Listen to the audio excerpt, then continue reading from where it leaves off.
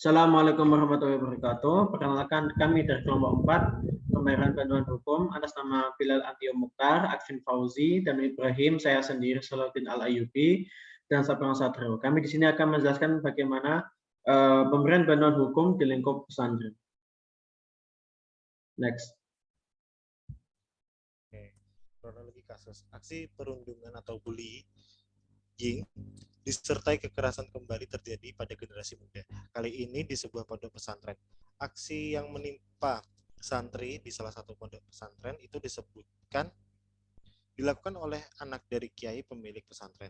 Kejadian tersebut berlangsung pada Sabtu sore 30 Januari tahun 2021 di salah satu pesantren di dekat rumah ibunya di Jawa. Kejadian santri yang dipukuli itu bukan pertama kalinya terjadi. Kebetulan saat kejadian kemarin terlampir bukti hingga dia pun mencoba untuk melaporkan peristiwa tersebut. Lalu ada latar belakang. Bullying adalah tindakan penggunaan kekuasaan untuk menyakiti seseorang atau sekelompok orang, baik secara verbal, fisik, maupun psikologis, sehingga korban merasa tertekan, trauma, dan tak berdaya. Pelaku bullying sering disebut dengan istilah bully. Seorang bully tidak mengenal gender maupun usia. Bahkan bullying sudah sering terjadi di sekolah ataupun pesantren dan dilakukan oleh para remaja. Tingkat perilaku bullying mayoritas dalam kategori bullying sedang dilakukan 62,31 siswa laki-laki. Jenis bullying verbal kategori sedang banyak ditemukan pada 42,16% siswa laki-laki, sebanyak 39,22% siswa laki-laki cenderung melakukan bullying fisik tingkat rendah.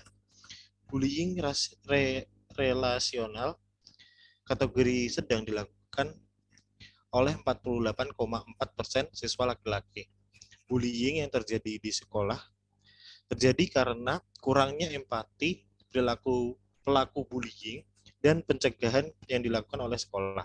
Pemicu bullying di kalangan siswa adalah ketidakpedulian, ketidaktersediaan standar operasional, prosedur, dan guru konseling menjadi faktor rantai bullying yang berkelanjutan.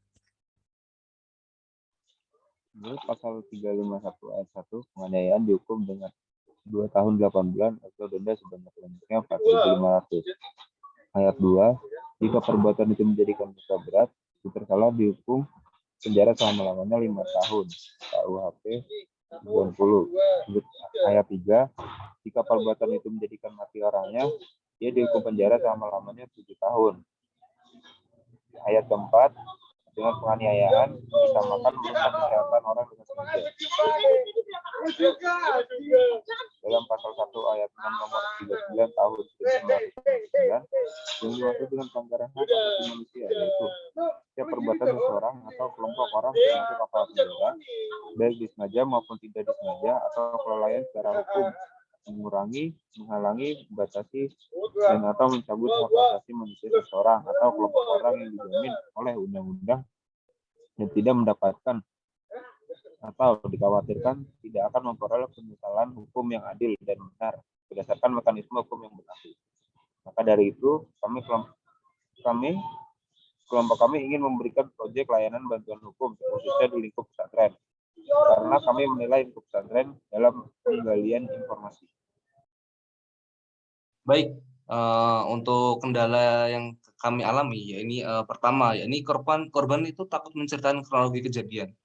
Karena korban ini adalah salah satu orang yang, berarti korban ini adalah orang yang kena dampak bullying. Jadi mungkin pengaruh psikolognya, jadi korban itu takut untuk menceritakan kronologi kejadian tersebut. Yang berikutnya ada keterangan sesama santri susah didapatkan karena takut menjadi korban selanjutnya.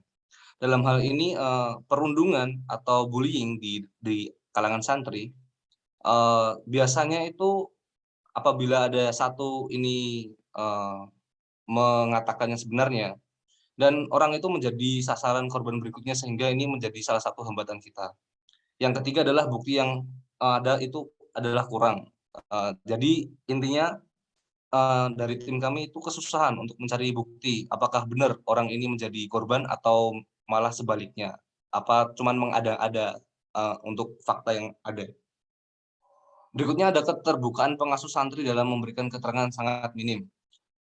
Tentu dalam memberikan keterangan, pengasuh santri ini cenderung untuk diam karena takut menjadi lembaganya beliau itu takut untuk tidak terbuka lah intinya gitu. Berikutnya adanya terbatasnya akses informasi ke publik. Jadi kita juga susah apabila dari dalam santri pun dapat infonya susah, apalagi dari informasi publik dari luar gitu. Berikutnya adanya intervensi dari keluarga pondok pesantren. Nah, jadi ini adanya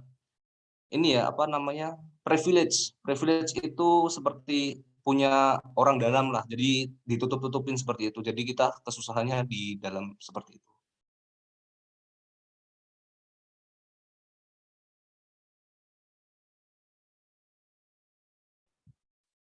Kemudian kami akan mengupayakan jenis bantuan hukum yang akan diberikan.